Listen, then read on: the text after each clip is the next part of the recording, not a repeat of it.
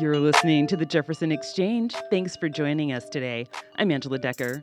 We'll start with Underground History, our program in partnership with the Southern Oregon Laboratory of Anthropology.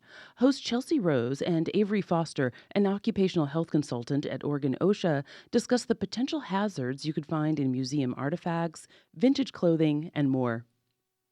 You're listening to Underground History, a collaboration between Jefferson Public Radio and the Southern Oregon University Laboratory of Anthropology, or SULA. I'm your host, Chelsea Rose, and each episode we take a deep dive into little-known aspects of history in Oregon and beyond. Today we're going to be discussing the Museum Project, an effort aimed at researching potential hazards in museums and historical societies across Oregon, with the goals of helping them to better understand how to preserve their important and sometimes toxic collections and how to keep the humans that tend them safe. I'm joined by Avery Foster from the Oregon OSHA. Avery, welcome to the program. Thank you so much for having me, Chelsea.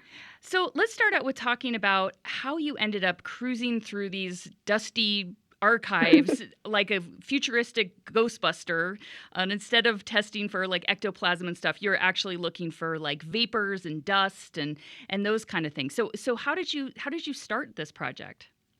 Okay, so actually this is a project that's going on nationwide. Federal OSHA asked us to reach out to museums to become a resource for the museums to identify hazards in and out of their collection. They specifically asked consultation to do that.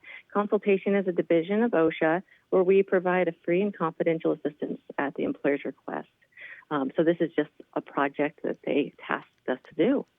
That's so cool. And you're primarily looking for safety concerns and workplace safety, but you're also finding a lot of really interesting information that's helping these curational facilities better understand their collections. So I'm just thinking about, of course, most of us wouldn't be expecting there's so many hidden toxins in these collections, but there's also those clues can help people better preserve them for the future. So do you have some examples of some of the things that are the most commonly encountered, hazards that you're able to show people that they have stored? Yeah, so first of all, you don't know if an object has a hazard in it just by looking at it, unless, of course, there's like little crystals or something coming off of it, and then that might be a little mental note that there could be chemical breakdown and so potential not a potential exposure, but there could be something hazardous in that object. So one thing we do is we assess chemical exposure in the workplace, and we assess the inhalation exposure or in the workplace with these objects.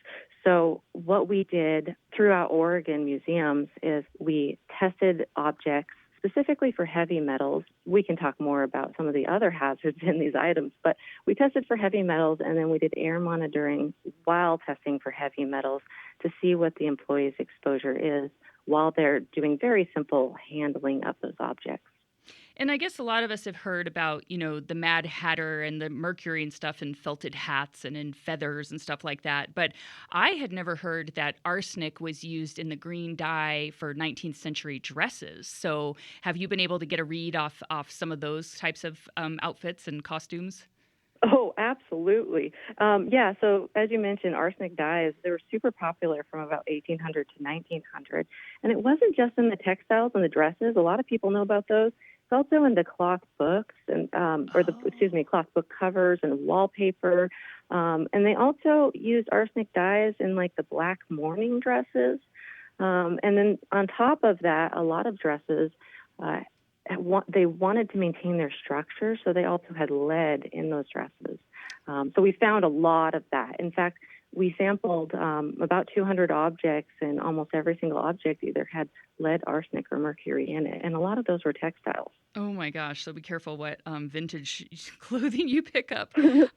Yeah, one of the things that I was surprised about was the arsenic in the mirrors, and I remember that a lot, or mercury, right? Mercury was in the mirrors. Mercury, yes. Yeah, and I have a bunch of old mirrors at my house. So what do you look for to see? I mean, maybe mercury is what makes the mirror reflective, but when does it become a danger? If it's leaking out of the glass, I guess. Yeah, so that is a good question, and I would say that I haven't assessed a mirror yet, but based on the research I've done, if it is leaking out of the mirror, and cleaning up that silvery byproduct would really create the exposure. So that is actually part of the museum project, is to assess that hazard with museum employees when they do come in contact, or when there is that potential for a mercury exposure. Yeah, and in some of the stuff, I remember when you were talking about, when we've talked before about some of the feathered hats and stuff like that, there are pretty simple ways to mitigate exposure, which is just like put it in a plastic bag. And I remember the first thing I did when I got home was I pulled out all my felted and feathered hats that I got from my grandma and put them in a plastic bag. But I mean, how much do people have to worry about this stuff? Because a lot of these things are found in museum collections, but then, of course, some of these things might be antiques and personal homes. So when people are thinking about this, what's the best way to maybe minimize exposure? Yeah, so to understand that, we need to understand basically the risk and how that exposure can enter into our bodies. We have a few different ways that exposure could enter into our bodies. We have touching it and having it absorbed through our skin.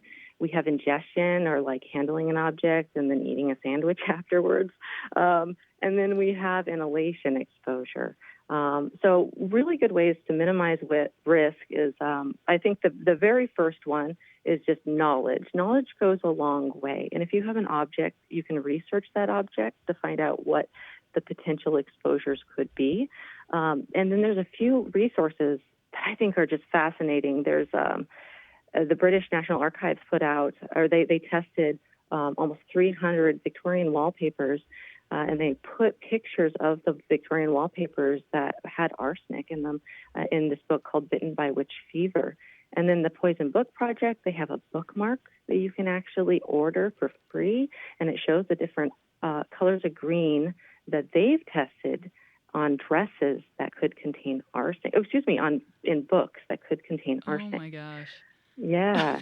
So knowledge goes a long way. Another thing is just limiting the amount of time you're spending with those objects, and how you're handling those objects.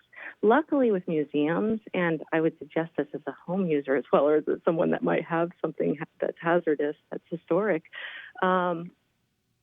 you're going to want to handle it very delicately, and that will just to reduce your exposure, because the more you handle it and the more it basically deteriorates, the more likely that deterioration is going to be putting it up into your breathing zone. Yeah, for a lot of these pesticides. Making dust and stuff, yeah.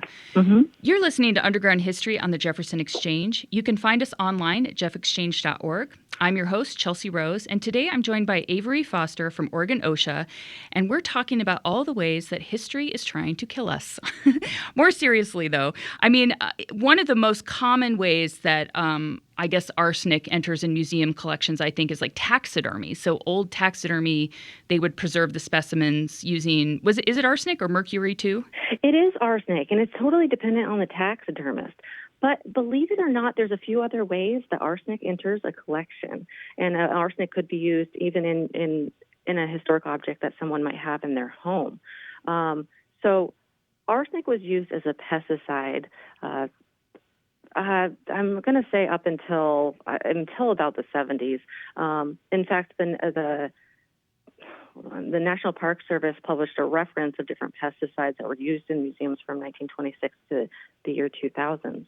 Well, and that's the case as well for at-home users. Like, I've been in a historic house where they had a whole gallon of arsenic, and they were just trying to protect the person was probably trying to protect their objects from getting eaten by rodents or insects, and so that they would put a pesticide such as arsenic on that object. And so that is one thing that we identified, is there are a lot of things that you wouldn't, like a straw hat. You wouldn't think a straw hat would have any arsenic on it. But over the years, at some point, someone applied arsenic to it just to preserve that, likely to preserve that item. Sorry, anything that's a botanical or anything that's really delicate that could be eaten, and textiles might potentially have a contaminant on it, preserve the object. Yeah, and that's a good distinction. So there's the stuff, the toxins that are part of the original manufacturing of the item, and then there's the things that are added later to preserve museum collections.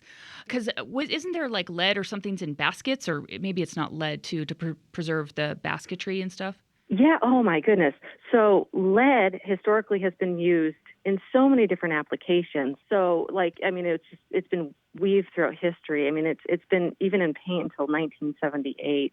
It was in gas mirrors. We found it in silk pillowcases and in crayons. So, I mean, lead is a very likely potential exposure or a potential risk in objects. And lead originally might have been intentionally used, but now it's inadvertently a contaminant in like even chocolate and stuff, I know now. So it's like lead, I guess, is just everywhere from the paint dust and whatever, leaded gas that we've made lead in everything now. Yeah, so it could have been a contaminant, and it can be a contaminant. Mainly, I don't know about the chocolate, but we did find lead in almost every single thing we tested, and of course, everything we tested, they were historically items that potentially had heavy metals. However, we did find it in almost everything, and we also found it on shelves, in cases. So basically, as people are moving an object around, that object could deteriorate a little bit and just sprinkle a little bit of lead underneath where that object was sitting. It's shedding. It's everywhere. Oh, great. Yeah. So but it was in a lot of the processes. It really was. I mean, they put it in everything. Oh, man. So how are you testing stuff? You want to talk a little bit about the equipment that you're using to do this? Yeah. So we started with testing with an X-ray machine, basically, and the X-ray machine tests the very top surface of an object. And like I said, as we're testing, we're also monitoring the air just to have an idea if there's any kind of exposure. And so we just tested the objects and then tested the exposure along with those objects. And there's other ways to test for different pesticides. That's just for heavy metals, for lead, arsenic, and mercury. We also had like a mercury vapor monitor, and the mercury vapor monitor was really interesting and surprising, the items that we found that were still off-gassing mercury. I mean, we're talking about items or objects that were 150 years old and to this day are still off-gassing mercury. Like you mentioned, the hats. The hats were a big one.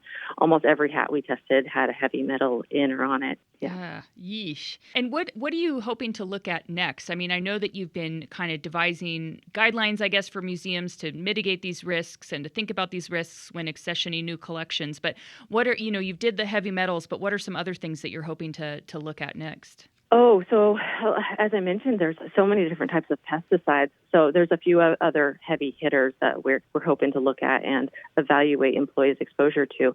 But it's not really just the pesticides that we're looking at. We're really looking at the employees' exposure, and what we hope to do is assess the higher potential for exposure tasks or the higher risk tasks. For instance, we have coming up where a conservator is changing out a display case, and we would like to assess that task. So we have found and we have tested a few display cases where they've been sealed for, say, this one that I'm about to talk about was sealed for 7 years. So people walking by may not have an exposure. However, the employees that are changing out these display cases would have an exposure to what we're about to talk about. So what in this case I'm talking about is mercury vapor. So, and it was a barometer or multiple barometers. So they have mercury in the barometers. And we knew that going in, and that's why we were testing that display case. But what we didn't realize is that those barometers were open to the air. So that means they're just vaporizing for the entire 7 years. And then a museum employee is going to go in there and open up that display case and move them. Yeah, so that's what we're doing is we're assessing that type of exposure, the things that could cause more of an acute problem, because you have different types of exposures. You have an acute, like an instantaneous exposure, and then you could potentially have like a long-term, every single day exposure. So that's what we're focusing on in January. And on that high note, I guess we have to wrap up. But oh my gosh, Avery, thank you so much. And hopefully all the listeners aren't too freaked out by history. Like you said, knowledge is the best way to kind of mitigate those risks. Understand what you have and use common sense, I guess, and maybe don't wear that green dyed dress. So, well, thanks for joining us. And that wraps up this episode of Underground History. I'm your host, Chelsea Rose. Our producers are Angela Decker and Charlie Zimmerman. You can find this and past episodes wherever you get your podcast.